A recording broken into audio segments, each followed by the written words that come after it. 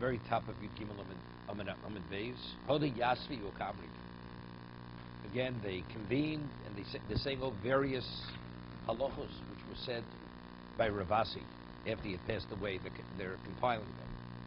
Hodit Nanu Isha Shedia Chatoso. A woman brought her sin offering after she had given birth. Umeso. And then she died. Yavi Yoshim also. Her heirs have to bring the burnt offering. Because the Yoledis has an obligation to bring the Chatos and an Ola. Rev Yehuda says name is Shmuel Vushipishos Michayim. When do they have an obligation to bring the Ola? That's only if she had already designated it when she was alive, she consecrated it. So they have to bring the Ola of their mother. But if she'd not set it aside, she didn't consecrate it.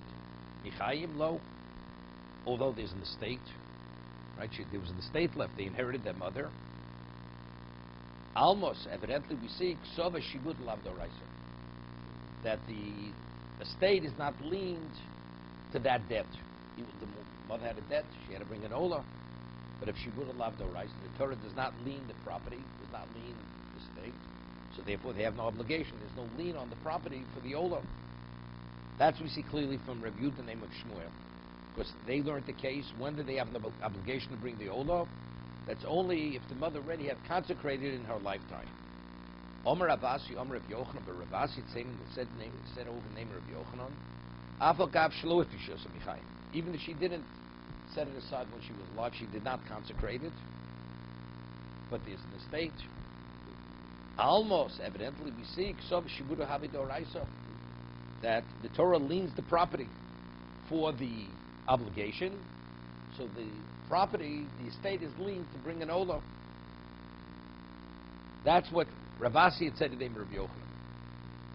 We discussed Rashi. Rashi's position is, in most Rishonim, even if Shibuda Lavda writes on a Torah level, the Torah does not lien something, but if a person writes a document and he says, I'm liening my property to the debt, everybody agrees it's liened. Right? That's called Shibud Nafshe. He personally obligated himself that the property should be attached to the debt, should be responsible for the debt. But here, the question is, does the Torah intervene? So this, what would the equivalent case be? Milva Peh, right? An undocumented loan, where he doesn't write anything. Do we say the property is liened, or does the property not liened? Doesn't commit himself, nothing, right?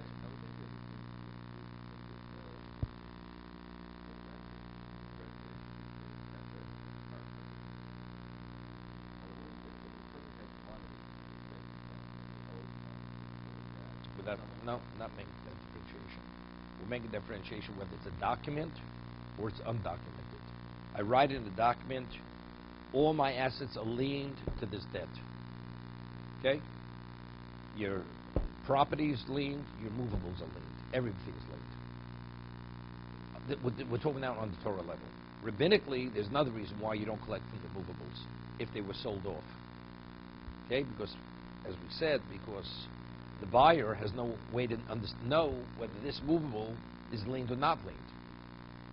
Okay, and not only that, the Gemara says above Basra, even the creditor, a fixed property, the property is always there. So his mindset is that I will rely on that to guarantee the loan. Movables where the debtor could destroy them or could hide them, he doesn't really rely on it. Doesn't rely on it. That's the reason why the creditor cannot go after movables. Okay? That's the property, definitely.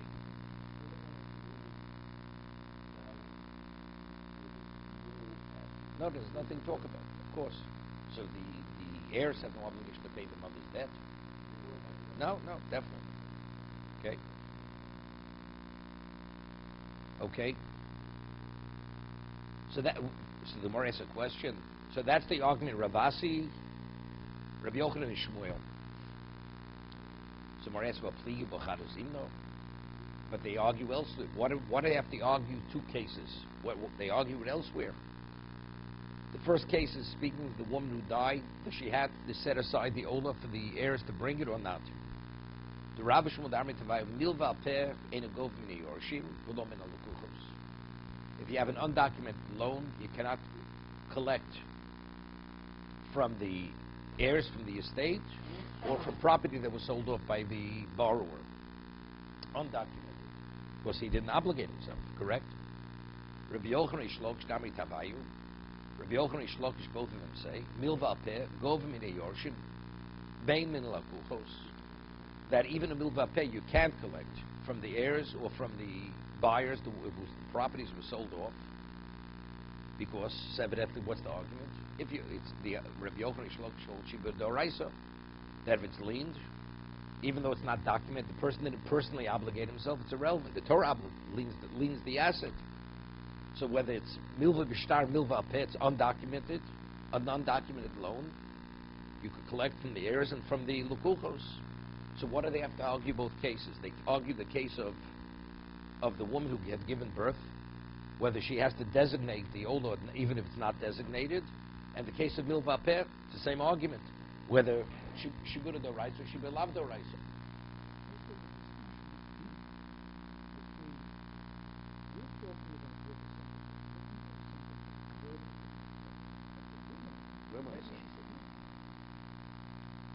The case of the olah is a case of milva peh. She said nothing, but she has an obligation. What?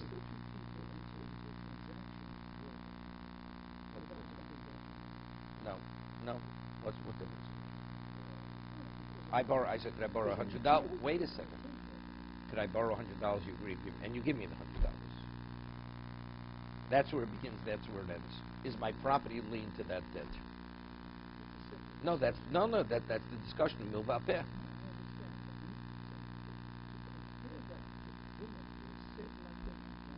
Same thing. Could I borrow $100? You lend me the $100, and you give it to me. I say nothing.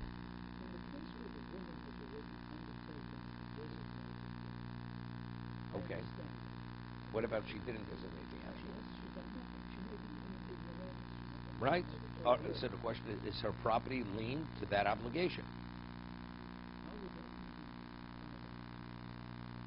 Factually, did she have an obligation?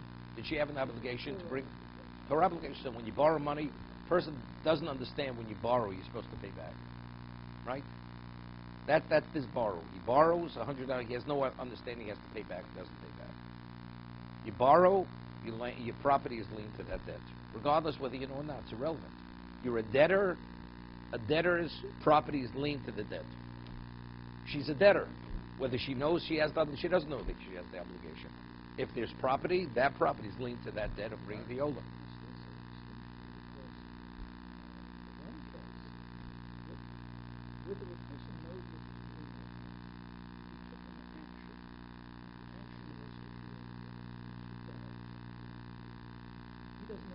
What do you have taken action to bring about the lien? What is the lien determined by an action? It's determined by the obligation, not by your action. Okay, I borrowed money. Okay, so therefore what? So why should my property be liened? Who liens the property? I didn't lien it. Did the debtor lien his property? Did he have a conscious mindset? I want my property to be liened? I know, so I'm asking.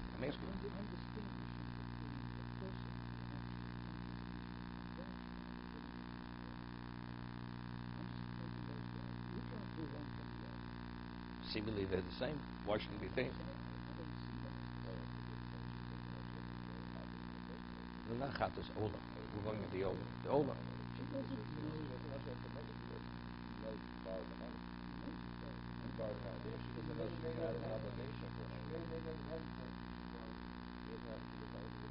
Let's say a person borrows money he doesn't intend to pay.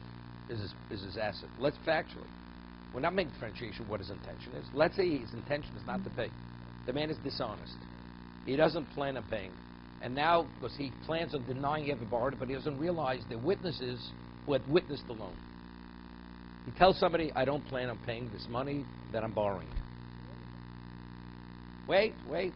Is his property liened? If you have the opinion, Shibura do Raisa. It is liened. No. According to Rabbi Yochanan, it is liened. Okay? So although so what if he entered a transaction? He never intended to pay it. But since there is a debt, the property's linked towards it. So it's a debt. It's a debt. So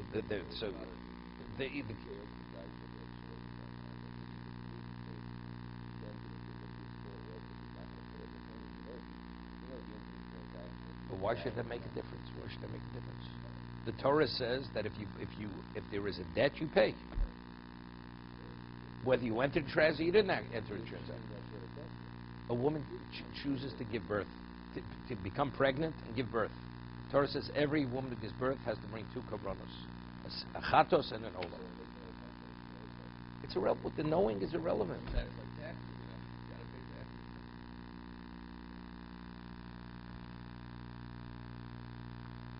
Okay? So the question is, why do they have to argue? There's a difference, but the difference seemingly doesn't make a difference. The Gemara makes a different type of differentiation. The Gemara does make a differentiation, but not your difference. Your difference is a difference in fact, but in understanding why it should be one and not the other, there's no difference. You know, it's like Ruvain, who is 6 feet tall. When he borrows, he owes. But you realize Shimon's only 5 feet tall. So what difference does it make? I understand this is a transaction.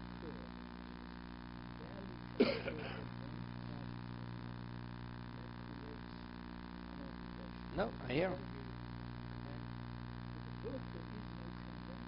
But is there an obligation? That's the question. So once there's the obligation, why is there a difference? Let me ask you another question. Let's say a person doesn't even realize he has an asset.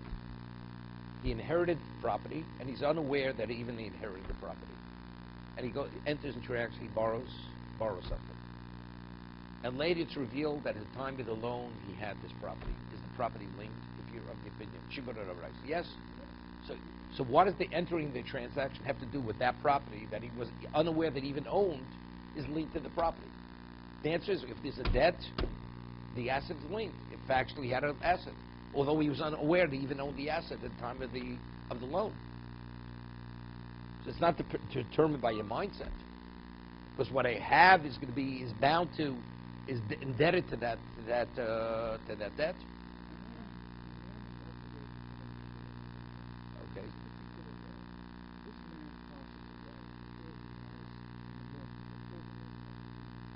Okay.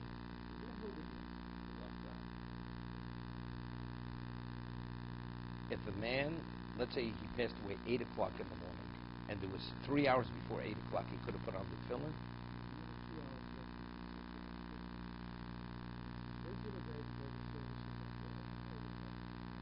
probably not. It's not held against him. Yeah, but that's a claim, because there he failed. It's a separate issue. It's unrelated. Rashi says, what's the concept why something is lien? Why is your property lien? He says, because the Gemara says, as you have a guarantor for a loan, when the guarantor guarantees a loan, the guarantor is obligated to pay if the loan is not paid. Identically, the Torah says one's assets are the guarantor to ensure the lender or the creditor that his outlay is going to be addressed. That's the concept of lien. So therefore, it's unrelated to the case of the tefillin.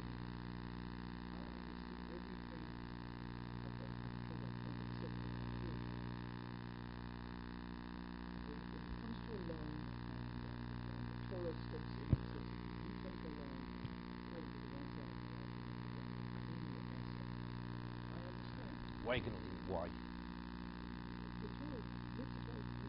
No, but okay. Rashi cites a Gemara one. There's a rationale on it.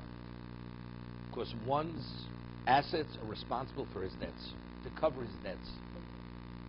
So good. So a woman gives birth. She also has a debt. One's assets are responsible to cover the debts of what a person has. A woman had a debt. She gave birth. She had to bring an olah. Her assets are responsible to cover that debt. Because of course, anything that has a financial cost is a debt. It won't have no financial cost. You can borrow for it.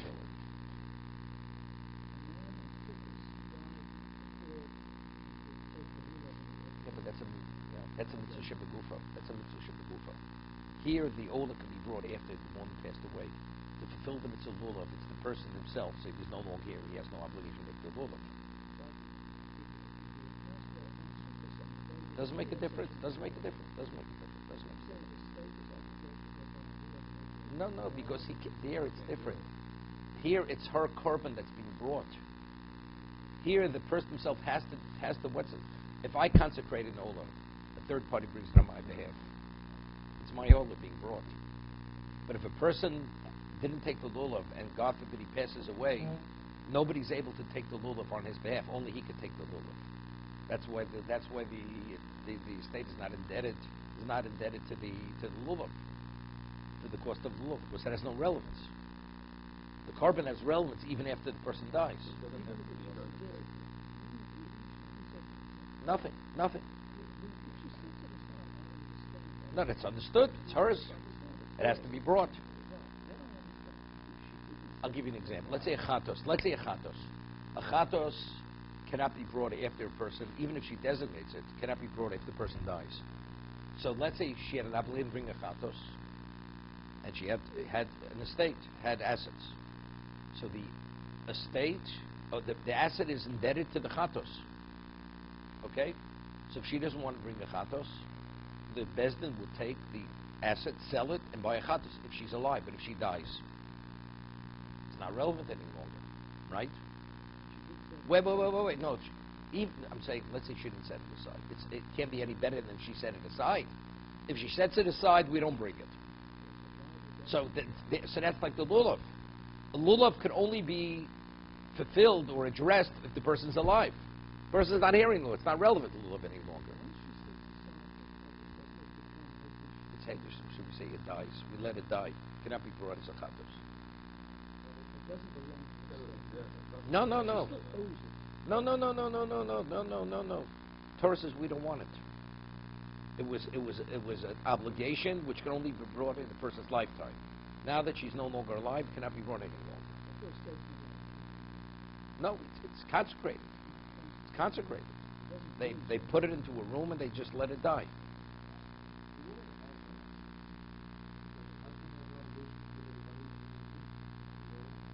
That's only because that's a Tanai Ksuba, the Gemara says. That's because in the Ksuba, it's like, you have to provide for her livelihood or whatever it may be. Right. The husband is a debtor to the wife to cover that debt.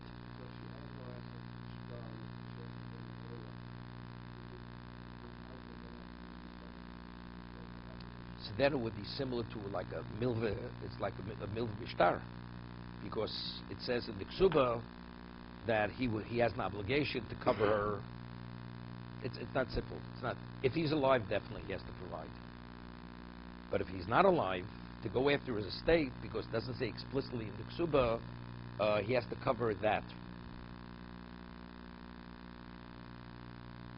Okay. So that we have a question. So why do they have to argue the case in two cases? The case of the Ola and the case of Milval Peh. Seemingly the Ola and Milval Peh, they're both the same. They're both undocumented. The Ola is not documented, a documented debt, and the undocumented debt is not documented. Rabbi Yochanan says you collect from the estate. Rabbi Shmuel says you don't collect from the estate. So that the Gemara says, we need both cases. The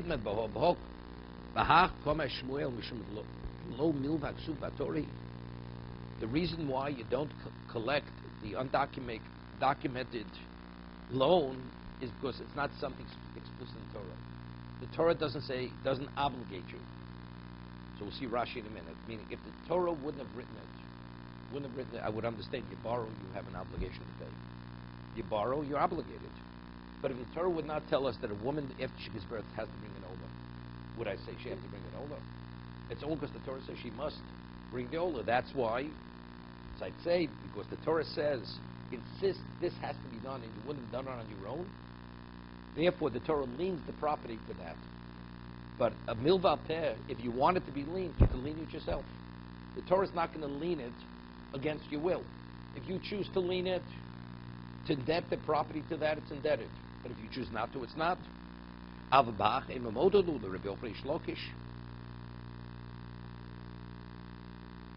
Right? But I'd say the case of the Olo, it would be.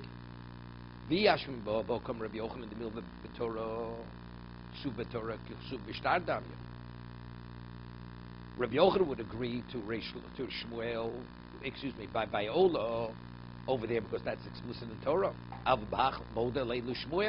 But Milval Peh, I'd say that Rabbi Yochanan would concur with Shmuel that the Milval Peh, the property is not indebted because it's not a Milval Ksuba Torah. Torah doesn't insist on that. That's understood. You borrow, you pay. Therefore, I need both cases. They have to argue both cases. Right? Meaning, if I would only have the case of Milva Peh, I'd say Shmuel agrees with Rabbi Yochanan by Milva Ksuba Torah. Or if I'd only have the case of, right, I'd say each case has its reason why yes or no. So therefore, they have to argue both cases. Take a look at Rashi, just on Milva Ksuba Torah.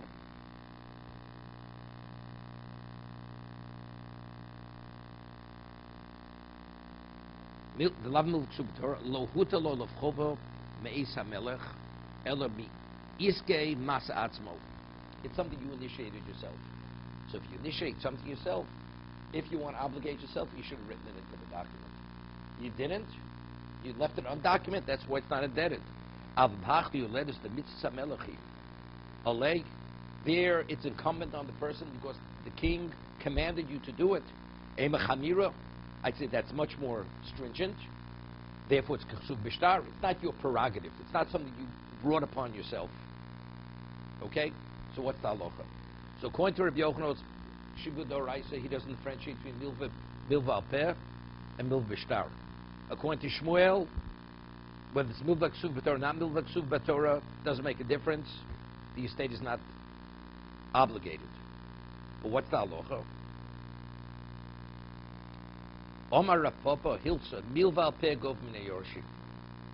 If it's a Milval Peh, documented loan, you could collect from the estate of the Yorshim, meaning from the estate that was inherited. Veino Gov Min Lukuchos, but to collect from the properties that were sold off, if it's undocumented, that you cannot. Okay. Gov Min Alo Yorshim. Why could you collect the undocumented loan from the Yorshim, from the heirs? Shubid Doraisa. Torah leans it, even though it's not milva ksuba Torah. It's something you brought upon yourself. No, you bring witnesses that the loan was that you lent money. They witnessed. No shtar, no document. So you collect. Veina govim in alukuchos, but to collect from the sold off properties, not the less lukola, because there's an unawareness. There's no call, as I explained. The Gemara says in Vasa, when a person borrows, he usually tries to be very discreet when he borrows. Because if word gets out in the market that he's a debtor, his properties drop in value. So therefore he tries to keep it quiet. But if it's a documented loan, it's something you can't keep quiet. There are witnesses, there's a sofer, and as a result of that, word gets out. So word gets out, so the buyer, he could say, buyer beware. He could check it out. He could verify whether there's a lien on the property or not. But on Milval Peh, it's not possible to verify. Because it's done discreetly, there are no witnesses, there's no sofer. So how are people supposed to check it out? So to protect the market, the buyers, we say, so even though on a Torah level it is lien, you have no right to collect. Go after that property. Doesn't make a difference. No, the witness is on the loan, but they don't know whether the loan was paid or not.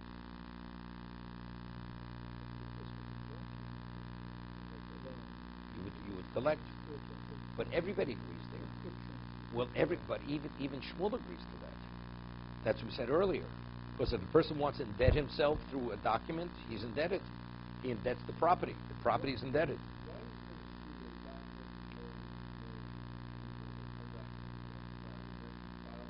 No, no, no. At one time, there was no such thing as you filed anything. Factually, we have to protect the market. A man buys property, he's unaware that it's liened. So he's a victim. So we say, if it's documented, Gemara says, because there's a sofer and there are edim, that's something you cannot keep quiet. And therefore, people will speak about it. So if you want to go find out whether it's lien or not, you just ask in that community, they'll tell you whether it's lien or not. No, because again, even though people witness the loan, but it's done very often in no witnesses.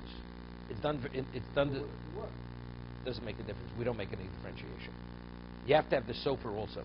It's gathering together to do something official. Witnesses have to sign. It's not something you just visibly see.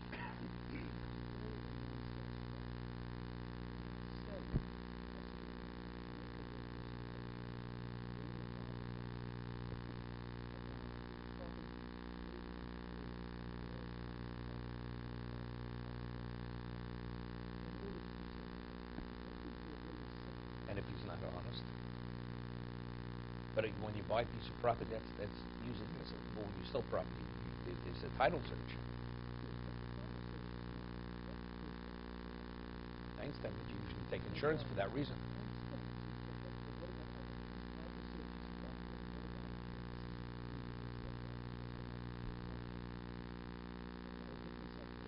That's why very often they want the property to be worth multiple times or whatever the debt is for that reason.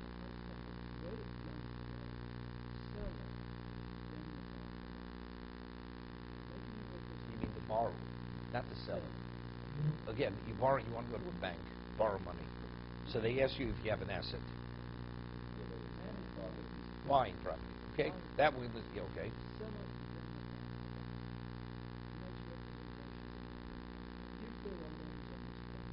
I'm responsible.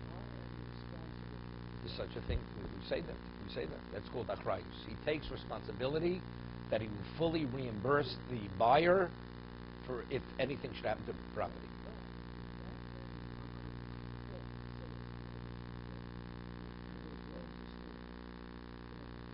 Correct. That's the halacha. That is exactly what. That's the way it works. It worked this way thousands of years ago. No different. Just the Gemara says, but you realize if a person has to give that guarantee, if you sell a property without a guarantee, then the property is sold for less money. It means the buyer is willing to take the risk that the debtor has sufficient assets to pay the debt, and he's not going to come after the property. Okay? So there the buyer pays less for the land because there is a risk. But if he wants to buy the land with a guarantee, then he pays the higher price because the buyer is not putting himself in jeopardy. Okay, but that's halacha. That's called with achrayus, without achrayus. Okay? You don't have to go to any kind of business school. You just learn Bava Metzia, you learn Psachim, you have it all down pat. Okay? You go to Shiv for Rockaway, they'll teach it to you. Okay? Okay, so, and that's the way we rule. We rule halacha. If it's documented, then the halacha is, regardless of what you hold, shibur dorai, shibur lav dorai, so it's documented, you collect. If it's milva per, because we have to protect the buyer, then we say you do not collect. Okay, let's go further. What? From lukus. You cannot collect from lukus. There was a famous question. Mordechai tells Esther, until one point, Esther was considered a rape victim. So since she was a rape victim, she was permitted to Mordechai. Because she never initiated having relations with Achashverosh. But when Mordechai says you must go and you must initiate it, she said, Kasher avarti avorti. As I've lost from Beis Abba, because she was born an orphan. Her father died when her mother was pregnant, and her mother died in childbirth. Now I'm losing my husband because she was Mordechai's wife. She's becoming an adulteress. So Tosa asks a question, wanted to give a get, should have given a get.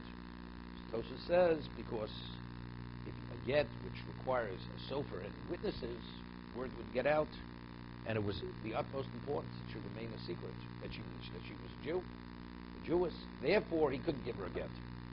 So Tosi asks a question which he doesn't answer. But we rule halacha that a ksav yad, that if he writes the get in his own handwriting, even if there are no witnesses, it's a valid get. So why did Mordechai write the get in his own handwriting? Not to have it done in the normal way. Tosa doesn't answer the question. But I'm just saying again, if there's a scribe, there's a sofer to the witnesses, word gets out. And that is the principle of a documented loan. An IOU, the person would give an IOU, although it's documented to a degree, but it's not enough to create the code. Word would not. That's something the buyer cannot determine whether there's a lien or there's no lien on it. That's like a milval pay. It's like milval pay. Right.